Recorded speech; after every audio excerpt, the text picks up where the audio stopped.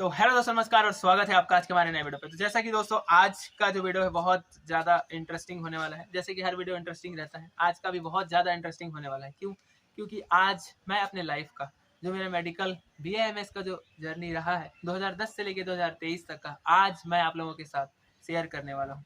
2010 बहुत प्रीसियस वो दिन था जिस समय मैंने BAMS में एडमिशन लेने के लिए सोचा था। और BAMS में एडमिशन लेने के लिए जब मैंने एग्ज़ाम दिया, एंट्रेंस एग्ज़ाम जो होता है, उस समय नीट के थ्रू BAMS में एडमिशन नहीं होता था जैसे कि आज होता है। तब और अब में ये अंतर आ गया है। उस समय व्यापम के थ्रू आप आयुष के जितने भी कोर्स थे उसमें एडमिशन ले सकते थे। मैंने भी व्यापम का एग्ज़ाम दिया और यहाँ पे छत्तीसगढ़ में उस टाइम पे ज़्यादा कॉलेज नहीं थे, एक दो कॉलेज ही थे, एक प्राइवेट एक गवर्नमेंट कॉलेज था। सीट बहुत कम था एक कॉलेज में, मतलब एक बैच में 50 सीट ही होता है मोस्टली टाइम में हर कॉलेज में। तो दोस्तों जैसा मैंने एग्ज़ाम दिया व्यापम का एग्ज़ाम देने के बाद उसमें अच्छा खासा स्कोर आ गया था। बट यहाँ के कॉलेज का जो सिस्टम है वो थोड़ा समझ नहीं आया था, मतलब यहाँ का जो पढ़ाई है और यहाँ का पैटर्न था। क्योंकि जो प्राइवेट कॉलेज था, जो मैनेजमेंट कोटा का जो कॉलेज था और जो गवर्नमेंट कॉलेज था, ये सब कॉलेज ओल्ड तो थे बट यहाँ का थोड़ा सा जो पैटर्न था वो समझ में नहीं आया। उसके बाद मैंने घर पे बात किया, घर वालों ने कहा तुम कोटा चले जाओ, कोटा में जाके 1 से 2 साल तक एक काम करो, तुम कोचिंग करो। बट दोस्तों मेरे दिमाग में शुरू से ये था, मैं चाहता तो कोचिंग कर सकता था और मुझे MBBS भी मिल सकता था। बट मैंने कभी ऐसा नहीं सोचा जैसा आप लोग सोचते हो। बहुत सारे आप में से बहुत सारे ऐसे लोग सोचते हैं कि नहीं मुझे MBBS ही करना है या मुझे BHMS ही करना है या BDS ही करना है। पर्टिकुलर सबका एक वो रहता है कि मतलब इसी फील्ड में जाना है, उस फील्ड से हट के दूसरे फील्ड में नहीं जाना है। तो रहा बात MBBS का, तो मैंने कभी सोचा ही नहीं कि मुझे करना है नहीं करना है। मैंने सीधा सोचा मुझे एक अच्छा डॉक्टर बनना है, लोगों का जिससे मैं सेवा कर सकूं। एडमिशन मैंने बैंगलोर में लिया, राजीव गांधी यूनिवर्सिटी में। बैंगलोर में एडमिशन लेने के बाद मेरा जो कॉलेज था वो TME Ayurvedic medical college Hospet है। और उस समय वो कॉलेज भी ज़्यादा डेवलप नहीं था बट उस टाइम पे वहाँ पे सीनियर्स और आपका जो हॉस्पिटल होता है ठीक ठाक पेशेंट वहाँ पे आ जाते थे। फर्स्ट ईयर में एडमिशन लेने के बाद बहुत इजी लग रहा था, मस्त एप्रॉन पहन के जाते थे, सुबह सुबह लगता था वाह डॉक्टर बन गए, क्या फील आता है एकदम। वैसा आपको भी होता है जब आप फर्स्ट ईयर में एंट्री करते हो। बट आज में और उस समय में और आज में अंतर ये है कि उस टाइम पे क्या था दोस्तों, उस समय भी कंपटीशन था, कंपटीशन उस टाइम पे भी था बट उस समय कंपटीशन का लेवल अलग था। आज क्या है, आज भी कंपटीशन है, आज के कंपटीशन का लेवल अलग है। आप बोलते हो कि उस समय सर इजी था, आपके समय में बहुत आसान था, आप लोग तो आराम से कर लिए। ऐसे बहुत सारे जो मेरे व्यूवर्स है वो बोलते हैं। एडमिशन लेने के बाद जब फर्स्ट अटेम्प्ट का जो एग्ज़ाम होता है, जो टेस्ट एग्ज़ाम होता है, आप विश्वास नहीं करोगे उस एग्ज़ाम को देने के बाद, पहला हिंदी मीडियम स्टूडेंट मैं हूँ और सरस्वती शिशु मंदिर से मैंने 12th मतलब अपना पूरा कंप्लीट किया है। हाई सेकेंडरी और हायर सेकेंडरी दोनों कंप्लीट करने के बाद मेरा इंग्लिश कुछ खास अच्छा था नहीं। एडमिशन लेने के बाद जब मैंने फर्स्ट अटेम्प्ट का एग्ज़ाम दिया तो सारे एग्ज़ाम में मेरे नंबर कम आए। ये समझ लो कि 2-3 सब्जेक्ट्स में तो फेल ही हो गया। तब ये पता चला कि आप को कभी कभी मतलब ज़्यादा ओवर कॉन्फिडेंस में नहीं रहना चाहिए। आपको पता होना चाहिए कि आप कितने पानी में हो, क्योंकि अगर ज़्यादा ओवर कॉन्फिडेंस में रहोगे आप तो सीधे नीचे क्रैश हो जाओगे।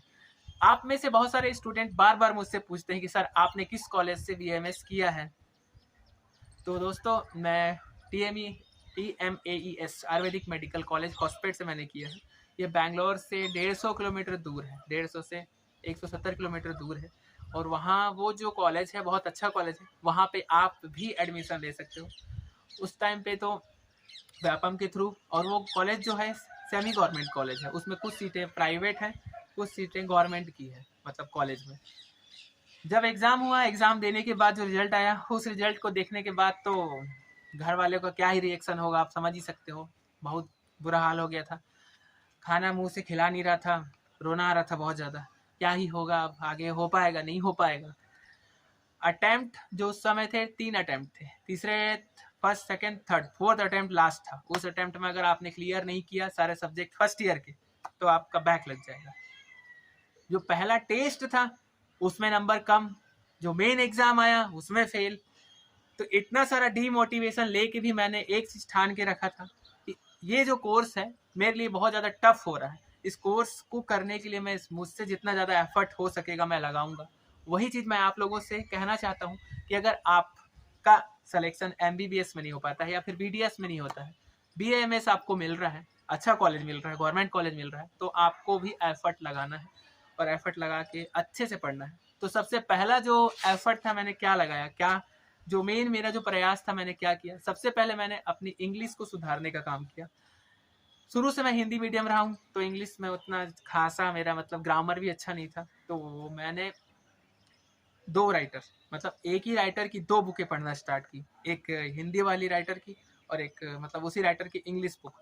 और एक टाइम मैं हिंदी बुक पढ़ता, फिर एक टाइम इंग्लिश बुक पढ़ता। तो फर्स्ट ईयर मेरा ऐसे ही बीता, इंग्लिश राइटर की बुक, फिर हिंदी हिंदी इंग्लिश हिंदी इंग्लिश।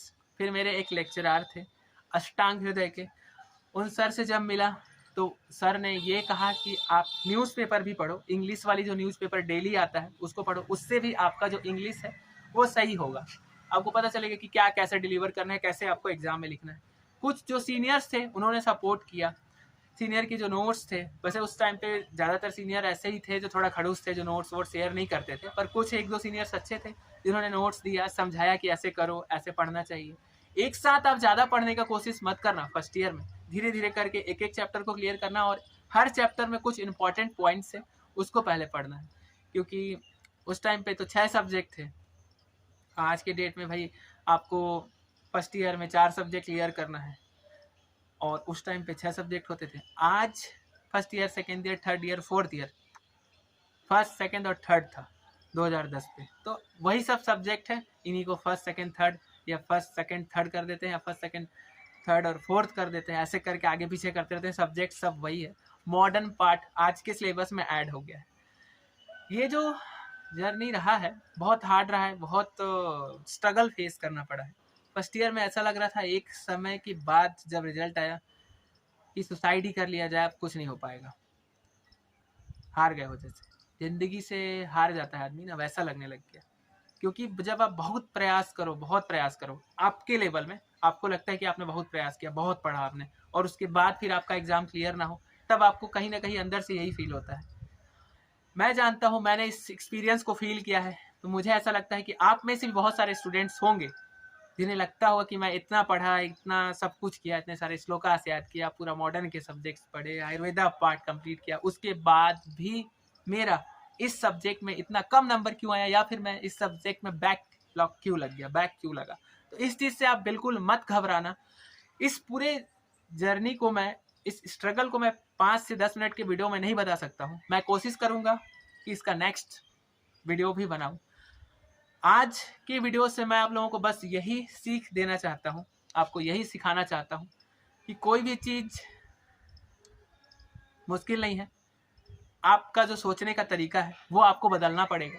मैंने भी अपने सोचने के तरीका को बदला, मैंने इंग्लिश और हिंदी को एक्सेप्ट किया। हिंदी तो ऑलरेडी एक्सेप्टेड था, संस्कृत भी था, शुरू से ही आता था मुझे। इंग्लिश को मैंने एक्सेप्ट किया, बहुत मुश्किल था मेरे लिए, बहुत ज़्यादा मुश्किल था। ये समझ लो कि मतलब ये सोचना कि सुसाइड ही कर लेना है, कुछ नहीं हो पाएगा, ये एंड हो जाता है फिर हर चीज़ का।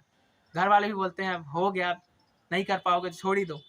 और एक प्रेशर जो आपके ऊपर मेंटेन रहता है कि नहीं, इस कोर्स को आपने एडमिशन लिया है, इतना फीस पे कर दिया है, 2 लाख 4 लाख जो भी है फीस पे कर दिया आपने, उसके बाद ना तो आपको घर वाले को बोलते बनता है ना छोड़ते बनता है। फिर वो रिश्तेदार वाला जो थिंकिंग आता है कि कौन क्या बोलेगा, वो सब अलग एक मैटर हो जाता है।